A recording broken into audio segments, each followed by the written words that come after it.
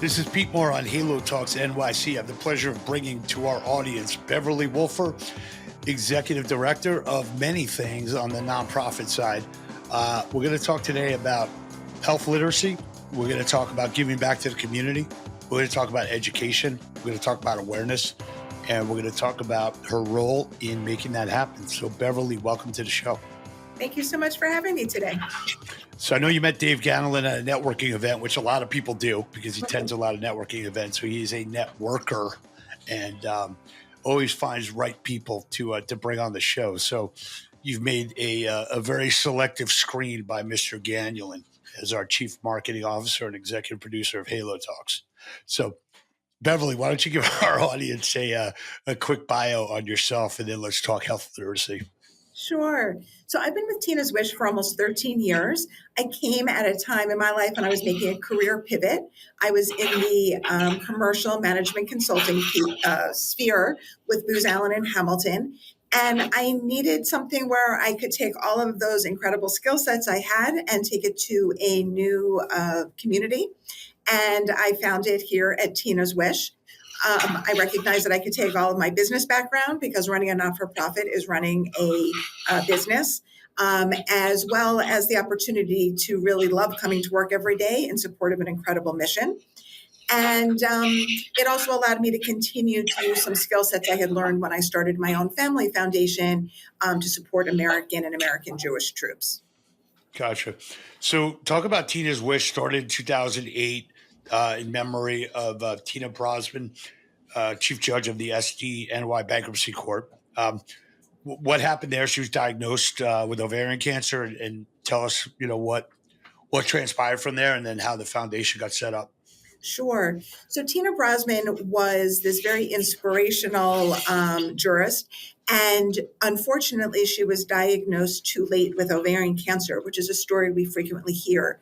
And what the story that I've heard about her is that she wasn't angry for having ovarian cancer. She was angry that she didn't have a fighting chance against the disease. And the reason for that is we don't have an early detection screen. Women will go get a mammogram for breast cancer and a pap smear for cervical cancer. We don't have any ovarian-like test. And so because of that, and because the signs and symptoms are very benign and frequently experienced by many women, that it gets swept under the rug. And then when it is finally diagnosed, it's diagnosed in late stages, where the 5-year survival rate is approximately 27%. As opposed to stage 1, where it's 91%. So I think Gotcha. just the numbers tell our story, and we aim to change those. And what was her wish? Because she got $29 million of donations, correct? Yeah, so to date we've raised $29 million, and her wish is to find an early detection screen. And I will say that since 2008, when the foundation began making grants, we've seen both progress, but also progress in the technology that's enabling the researchers to get closer to fulfilling Tina's wish. Gotcha. We're involved with Cycle for Survival, which Yes. a friend of mine from business school, Jen Goodman, Lynn, was started back in the day, and they've been raising money for sarcoma and rare cancers. So I love your your mission here, and I think people should know that if you put enough money and resources towards one of these types of diseases or detection, that you are going to get to the answer, and you just need to be patient with how long it takes. So talk about some of the things that you're doing in order to get the message across on health literacy, and then as mentioned to you prior, we've got health club operators, we got people that are invested in sports complexes, boutique studios. A number of groups are focused on primarily women for yoga, Pilates, bar programming. How could they potentially either get involved as part of a fundraiser with you, kind of like they do with the Susan, Coleman Foundation, or any kind of, like events in a box, or like a fundraising kit, or like turnkey that you Sure. could say, hey, like partner with us? Sure. So I'll take the first part of the question. So what did we do to address really the what can people do in the absence of an early detection screen? And what we realized when people came to our events and that we have in-person education, that people were walking away with new knowledge. We've already to date have 3 women come to us that because they came to our event, learned about signs and symptoms, they were actually took action, and one was diagnosed in stage 1 and one in stage 3 of ovarian cancer. So we know we changed the trajectory of their lives. But how do we get our message out to a much broader audience? So we created what we call a whole education and awareness platform called What to Know Down Below. And one of the components of that is a podcast series. And so I urge anyone to go onto any of the podcast channels and download What to Know Down Below. We do have a heavy focus on ovarian cancer, but we've also been expanding it to other gynecologic conditions. So whether it's the other gynecologic cancers, whether it's about menopause, perimenopause, ovarian cancer cysts, endometriosis, et cetera, how to advocate for yourself as a patient. So we're really trying to bridge the gap with what you alluded to earlier, with is really a dearth of health literacy amongst our community. And so we hope that people will take advantage of it. You asked me about how could people, listeners, get involved. So we'd love to partner with any of your audience members, whether it's co-branding the materials, having materials available in the gyms or yoga studios or Pilates studios, as well as we are creating decals to go on the back of bathroom stalls. So that could Okay. also be Nice. Good amazing idea. for stadiums and other studios. And we're just looking to partner with like-minded individuals who want to share this education and awareness with their communities. So Beverly, are there can we find, or are there already people that are in the fitness industry that are influencers? Maybe it's something that can be generated from our audience here listening to this podcast that have had these conditions, took action at the right time with enough, you know, years ahead for this to proliferate, where they've taken action and they could also be kind of like a mouthpiece for this in our industry or the Halo sector, health active lifestyle outdoors, which we use. Maybe that's something that would be a nice consequence of putting this out there. So if anyone in our audience knows of someone that has had any kind of ovarian cancer and they got it diagnosed and then treated properly, that would be helpful to get to us so we can use that as part of our marketing. Obviously, if they're comfortable with it. So, Beverly, how have you seen some of the traction that you get when you partner with local, call mom and pop operators or any kind of chains that say, look, this is what we're getting behind? Sure. So we've seen a few different things. One is they've sometimes chosen to do, let's say, like a smaller fundraiser for us locally within their own community. And then while they're doing it, whether it's like a kind of like a cycle for survival kind of activity or just a class that's being dedicated in honor of Tina's wish, we then also provide the materials to them to also share with their attendees. And so, as we all know, people like to do activities that they're passionate about and they like to do them for a good cause. So if you can combine the two together, we always see it as a win-win. And I think you mentioned earlier, like, do we have a Kit. kit in a box? And yes, we are happy to send things out to people. We can also send things electronically. And we found that to be really effective. So from a standpoint, let's talk about you as an executive and as a somebody who worked in a big firm before and now kind of running a nonprofit and probably much more entrepreneurial. How has that kind of impacted you when you got up in the morning? How does it impact you? Maybe you're giving up some financial rewards, but you're getting other rewards. I could be working at an investment bank and they wouldn't let me do a podcast like this for compliance reasons. I also wouldn't be allowed to wear a hat. I wouldn't probably be able to go to a basketball game because someone's like, it's during the day. So how has it kind of changed your life? And when someone, questions you about like where you took your career, if we kind of shift this to, people that actually take the leap and say, you know what, I'm not who I want to be. I don't feel like this is my purpose and I want to change and actually do something about it. No, it's a great question.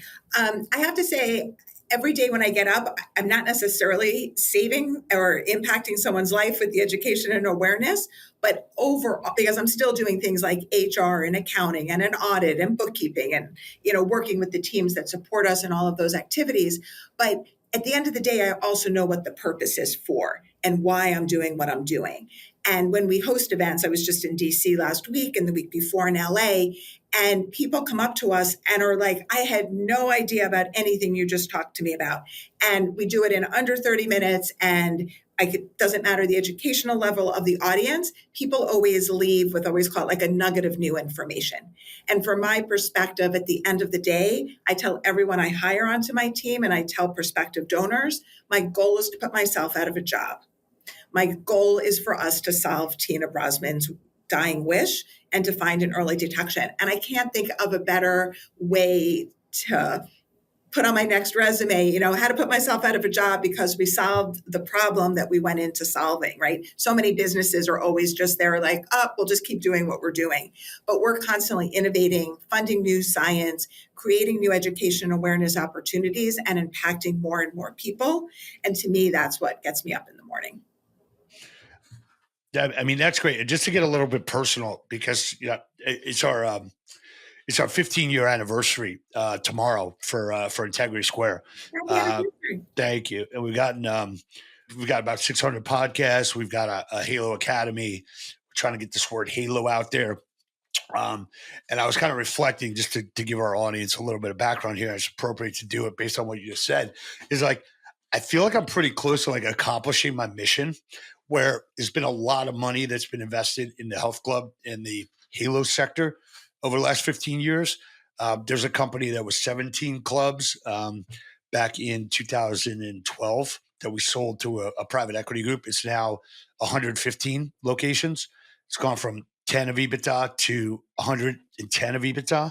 It's opened up another 100 locations that 8,000 people work out at. So it's 800,000 people that have a health club membership now, I think is the math. Maybe even more. Is that right, Dave? Am I doing 100? Good, just real quick. Yeah, it's about 8,000 members per club.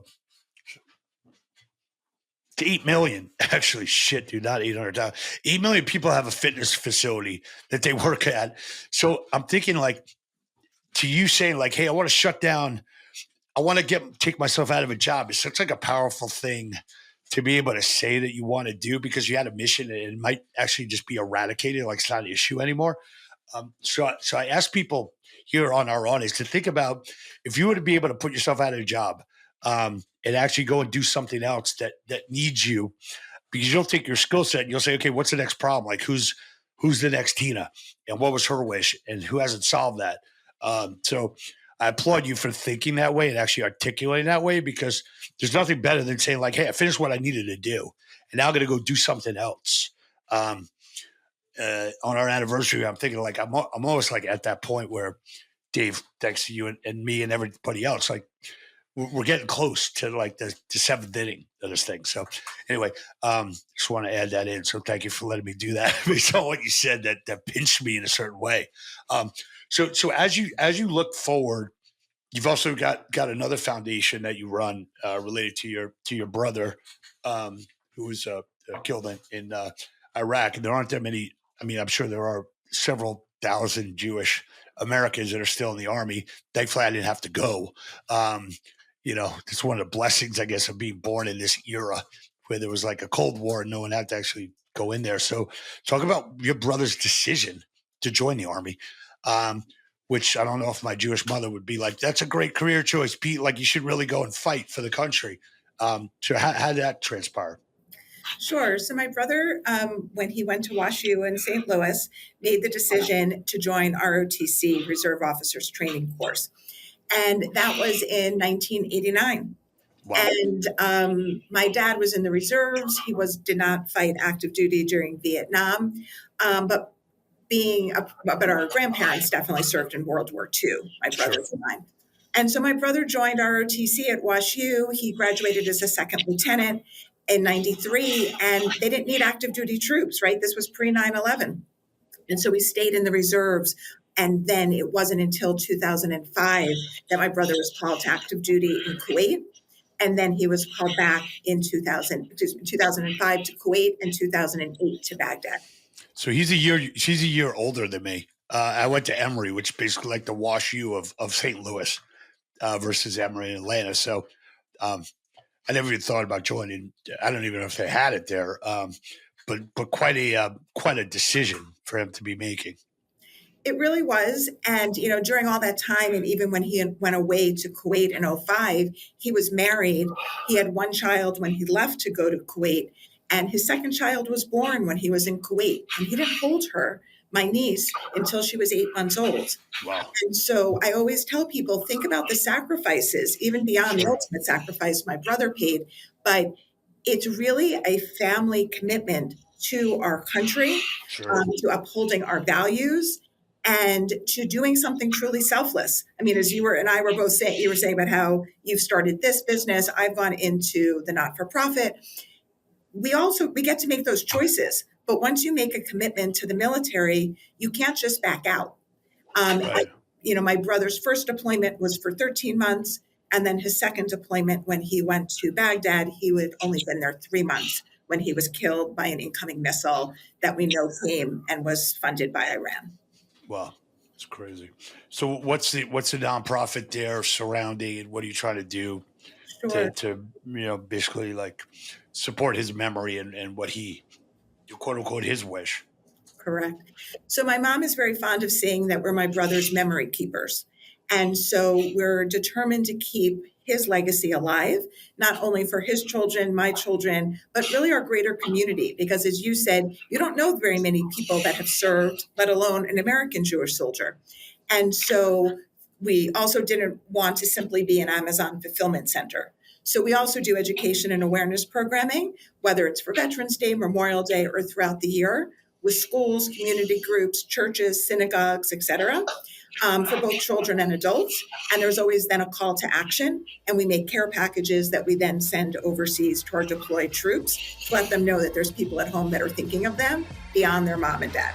Did you watch that movie about the women that basically like got all the mail to the what was it called again? I just saw it. I just saw it as well. It was such an incredible movie. I knew nothing about that unit. Dave, can you find out what the name of that was? It was on there's Oscar award. I don't know if Oscar Academy Awards.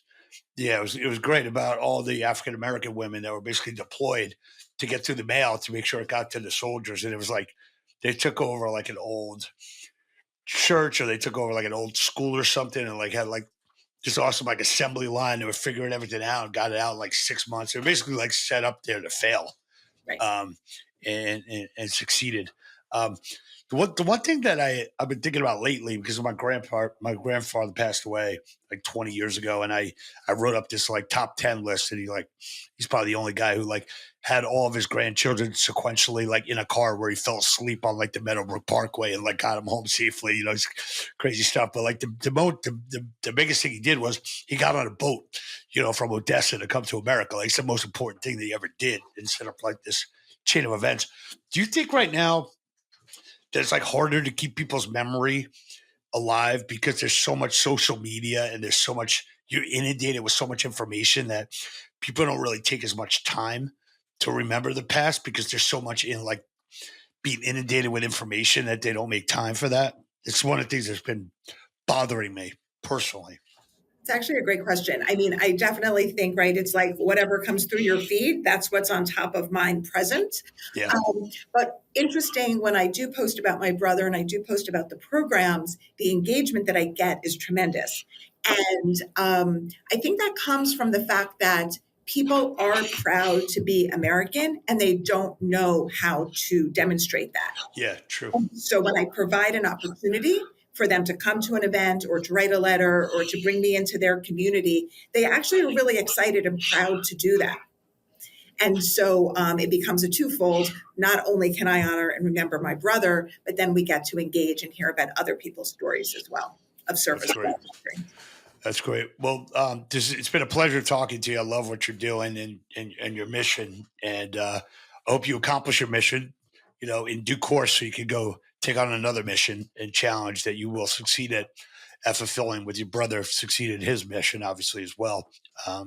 30th time there in the seat of what happened.